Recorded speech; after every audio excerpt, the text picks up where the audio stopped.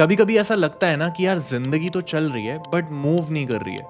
सुबह उठते हो, तैयार होते हो, काम पे जाते हो, लोगों से मिलते हो, काम करके घर वापस आते हो, फोन पे लग जाते हो, फोन पे स्क्रॉलिंग करते हो और फिर जब सोने जाते हो तो तब एक फीलिंग आती है कि यार कुछ तो मिसिंग है, लाइफ में मजा नहीं आता। सब कुछ वैसे तो नॉर्मल होता है बट अंदर से फिर भी लगता है कि चीजें सही नहीं है। और तुम ये सोच रहे होगे कि क्या ये सिर्फ मेरे साथ होता है, तो let me tell you something कि भाई you are not alone. Stuckness वाली फीलिंग बहुत ज़्यादा कॉमन है, सबको होती है। मैं खुद टाइम टू टाइम इस फेज से निकलता हूँ, इसमें जाता हूँ, निकलता हूँ। You are not stuck in your life, you are just stuck in a loop. और इस लूप को ब्रेक करना बहुत ज़्यादा इंपॉर्टेंट होता है। और आज के वीडियो में चलो लेट्स ब्रेक इट टुगेदर। हम स्टक फील ही क्यों करते हैं? मुझे लगता है कि सबसे पहले हमें इसका रूट कॉज समझना होगा। स्टक फील करने का मतलब ये नहीं होता कि तुम लेजी हो, ये जरूरी नहीं है। लेकिन इसका मतलब ये होता है कि तुम अपनी लाइफ के गोल से डिस्कनेक्ट कर चुके हो। और शायद ऐसा भी हो सकता है कि मे बी आपकी लाइफ में कोई गोल है ही नहीं, इसीलिए आप स्टक फील कर रहे हो। अगर आपको लगता है कि आपकी लाइफ में कोई गोल नहीं है तो यार मैंने गोल सेटिंग के ऊपर भी एक डेडिकेटेड वीडियो बनाया हुआ है, जिसका लिंक मैं डिस्क्रिप्शन में दे दूंगा। आपको जरूर से वो वीडियो हेल्प करेगा। तुम थके नहीं हो, बस तुम्हारा दिमाग क्लटर्ड है। तुम डीमोटिवेटेड भी नहीं हो, तुम्हारा ब्रेन ओवर स्टिमुलेटेड है। इतनी ज्यादा रील्स देखकर, फोन पे कोई भी नोटिफिकेशन आया जल्दी से फोन पकड़ लिया। और तुम फेल नहीं कर रहे हो, टेंशन मत लो, बस तुम कुछ टाइम के लिए डायरेक्शनलेस हो चुके हो। तुम्हारे दिमाग में इतना ज्यादा नॉइस है कि तुम्हें सुनाई ही नहीं दे रहा कि तुम्हें अंदर से चाहिए क्या है। Feeling stuck is not the problem. The problem is कि तुमने अपने आप से कनेक्शन तोड़ दिया है। और स्टकनेस, जैसे कि मैंने बताया, कि सिर्फ एक सिम्टम होता है। रूट कॉज होता है disconnection from your goals, vision, clarity and reality. मैं खुद यार बहुत बार स्टक फील करता हूँ। एक टाइम था जब मैं एक्सेंचर में काम करता था। मेरी एक हाई पेइंग जॉब थी, अच्छे क्लाइंट्स के साथ काम कर रहा था, रोल भी अच्छा था। लेकिन हर रात मैं ये सोचा करता था कि क्या यही लाइफ है? क्या मैं हमेशा इतना ही पैसा कमा पाऊंगा? क्या मैं वो BMW अफोर्ड करने जितना पैसा कमा पाऊंगा? क्या मैं कभी खुद का बिजनेस कर पाऊंगा, खुद का बॉस बन पाऊंगा? मैं भी बहुत स्टक था। सुबह से रात तक काम होता था, फिर वीकेंड आ जाता था। वीकेंड में मैं सोचता था कि लाइफ में ये करना है, वो करना है, और सोचते ही सोचते भाई मंडे आ जाता था, फिर से बहुत सारा काम मिलता था और यही लूप चलता रहता था। और फिर मैंने जॉब छोड़ दी, फुल टाइम कंटेंट क्रिएशन करने लगा। लेकिन फिर से एक नया स्टकनेस का लूप आ गया कि भाई व्यूज कैसे बढ़ाएं, डील्स कैसे बढ़ाएं, क्योंकि अब तो यही सिर्फ एक लौता सोर्स ऑफ अर्निंग है। फिर यार मैंने अपनी सारी चीजें ना एक चीज पे छोड़ दी, that is self improvement. Even ये चैनल भी पूरा डेडिकेटेड है सेल्फ इंप्रूवमेंट की, मैं बात ही उसकी करता हूँ। और ऑब्वियसली अगर आप सेल्फ इंप्रूवमेंट के पाथ पे जाते हो तो आप अपने विजन और गोल पे भी काम कर रहे होते हो। ये स्टकनेस वाली फीलिंग के बारे में तो सबको पता ही है यार। सबके पास कोई प्लान है, किसी का NIT में हो गया है, कोई कनाडा जा रहा है, बट तुम अपने फोन पे लगे हो, स्क्रॉल कर रहे हो, लाइफ में कंफ्यूज्ड हो और स्टक फील कर रहे हो। It is normal. ये फीलिंग 12th के बाद भी आती थी एंड कॉलेज के बीच में भी आती है। जब दुनिया GPT-5, AI pilot, smart tools की बात कर रही है तो अंदर से यार एक ही आवाज आती है कि भाई क्या मेरी जॉब लगेगी भी?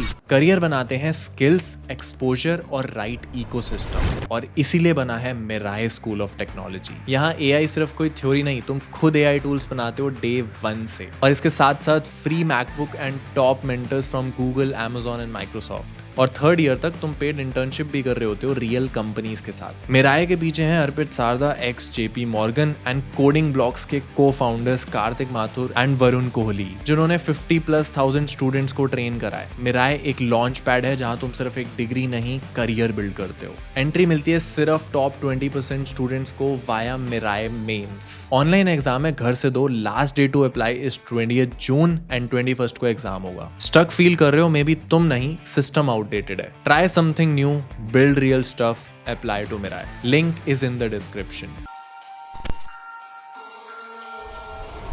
ज्यादातर लोग जो स्टक फील करते हैं वो एक्चुअली किसी ना किसी पैटर्न में फंसे होते हैं। और मैंने आइडेंटिफाई करे ऐसे कुछ 5 टाइप्स जो मैं अभी आपको बताने वाला हूँ। मुझे कमेंट्स में बताना कि आप इनमें से कौन से हो। सबसे पहला है दी ओवर थिंकर। ये बंदा हर काम शुरू करने से पहले इतना ज्यादा सोचता है कि कभी इसका काम शुरू ही नहीं हो पाता। हर आइडिया पे डाउट करता है कि मैं स्टार्ट करूं या ना करूं, लोग क्या कहेंगे, क्या मैं फेल तो नहीं हो जाऊंगा। इसकी प्लानिंग पे प्लानिंग होती है लेकिन एग्जीक्यूशन 0। ये बंदा परफेक्ट स्टार्ट का वेट करता है जो कभी आता ही नहीं है। रिजल्ट जिंदगी एनालिसिस पैरालिसिस में ही चली जाती है। सेकंड है भाई दी पीपल प्लीजर। ये वो बंदे हैं जो अपने लाइफ के डिसीजंस दूसरों के कंफर्ट के लिए लेते हैं। करियर, रिलेशनशिप्स, इवन इनकी डेली रूटीन एक फिल्टर से गुजरती है जो है लोग क्या कहेंगे। अपने ड्रीम्स को ये सैक्रिफाइस कर देते हैं किसके लिए कि भाई घर वाले और सोसाइटी क्या सोचेगी, कहीं वो डिसअपॉइंट ना हो जाए मुझसे। खुद की नीड्स को सप्रेस करते हैं और एक दिन इनका खुद से ही कनेक्शन टूट जाता है और फिर ये बोलते हैं कि भाई मुझे तो खुद ही नहीं पता कि मैं चाहता क्या हूँ। तीसरे होते हैं दी पैसिव स्क्रॉलर। ये बंदा हर दिन बोलता है कि मैं कल से प्रोडक्टिव हो जाऊंगा, पर जैसे ही फोन उठाता है पहले एक रील देखता है, फिर दूसरी रील देखता है और फिर 2 घंटे कहाँ गए इसे खुद भी नहीं पता है। ये बंदा हर टाइम कंज्यूम करता है, चाहे वो इंस्टाग्राम हो, यूट्यूब पे कौन से 2 यूट्यूबर्स की इस टाइम पे लड़ाई चल रही है, क्या हो रहा है क्या नहीं हो रहा है, ये सब कुछ कंज्यूम करता है बट क्रिएट कुछ नहीं करता और लर्निंग्स के लिए कोई भी टाइम नहीं निकालता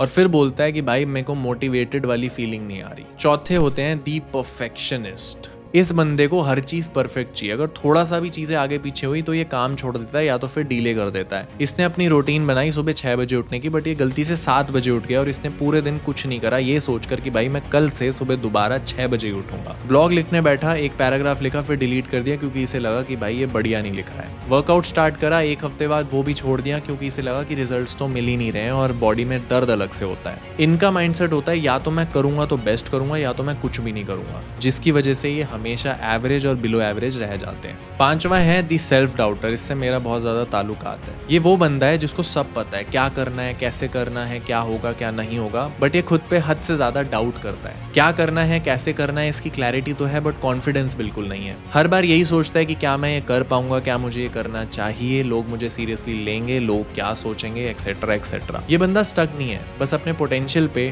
ट्रस्ट नहीं करता। स्टकनेस सबको होती है बट हर किसी की शेप अलग होती है। आप मुझे कॉमेंट्स में जरूर से बताना कि आप इन 5 में से कौन से कैटेगरी में आते हो। मैं तो भाई 5वें में आता हूँ।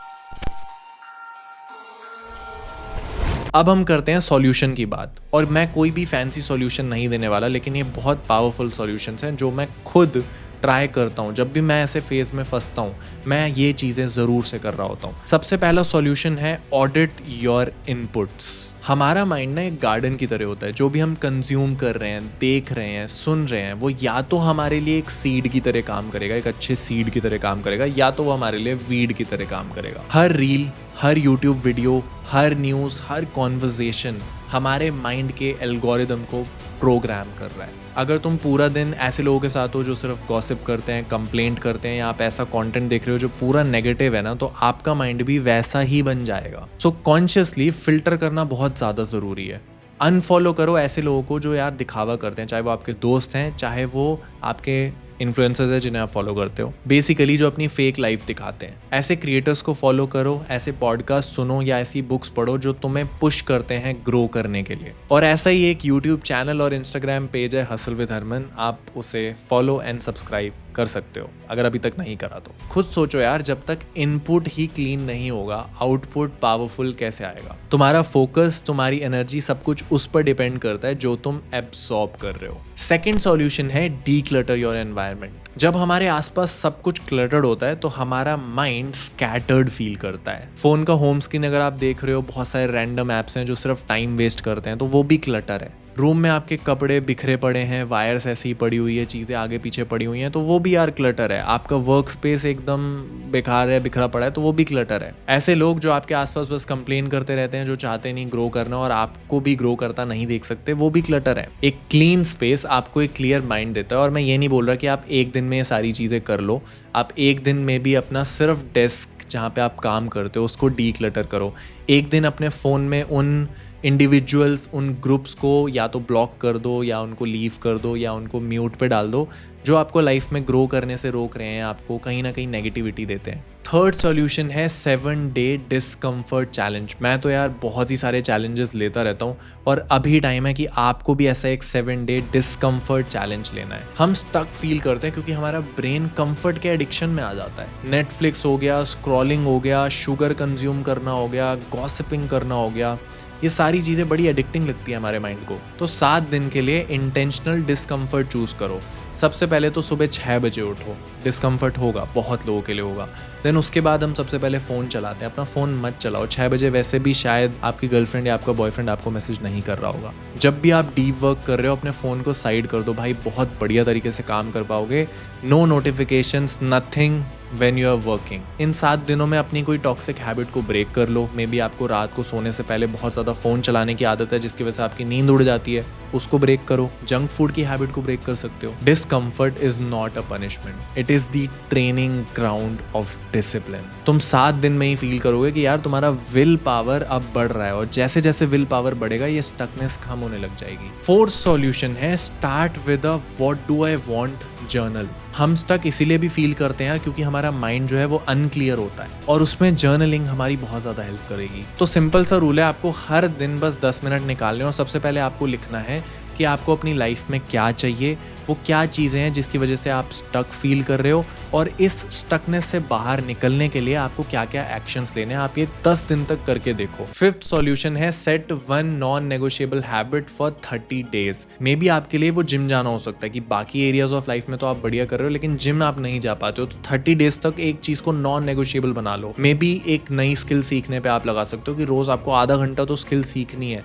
चाहे आप कहीं पे भी हो, कहीं पे भी जा रहे हो, कुछ भी है, आधा घंटा तो निकालना ही है। पर डिसिप्लिन बिल्ड्स आइडेंटिटी। मतलब अगर आप एक चीज़ बार बार करे जा रहे हो, आपका डिसिप्लिन है कि भाई आप जिम जाते ही जाते हो, तो आपकी आइडेंटिटी बन गया कि भाई ये बंदा एक फिटनेस फ्रीक है। आइडेंटिटी तभी बनेगी जब आप बैक टू बैक एक चीज़ को बार बार करते चले जाओगे। बट सबसे इंपॉर्टेंट चीज़ जो मैंने आपको बताई है वो याद रखो कि डिसिप्लिन बिल्ड्स आइडेंटिटी। एक चीज़ जितनी बार आप करते जाओगे वही आपकी आइडेंटिटी बन जाएगा। कोई एक्सक्यूजेज नहीं, कोई ऐसा नहीं कि आज मूड नहीं है कल से करेंगे, या जो भी चीज़ें, कोई एक्सक्यूजेज नहीं होने चाहिए। 30 days non negotiable habit.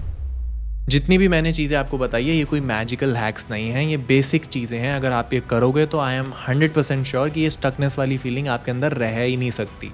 I hope आपको ये वीडियो पसंद आया होगा। ऐसी ही वीडियोस मैं लेके आता रहता हूँ। कमेंट्स में बताना और कौन से टॉपिक्स पे आप वीडियोस चाहते हो और ये वीडियो आपको कैसी लगी, फीडबैक देना। ऐसे ही अमेजिंग वीडियोस सेल्फ इंप्रूवमेंट के अराउंड आपको हसल विद हरमन के Instagram page and YouTube channel पे मिलते रहेंगे। मैं तो हसल कर ही रहा हूँ, सेल्फ इंप्रूवमेंट जर्नी पे निकला पड़ा हूँ। आप भी मेरे को ज्वाइन कर सकते हो, because why hustle alone when you can hustle with Harman. जय हिंद।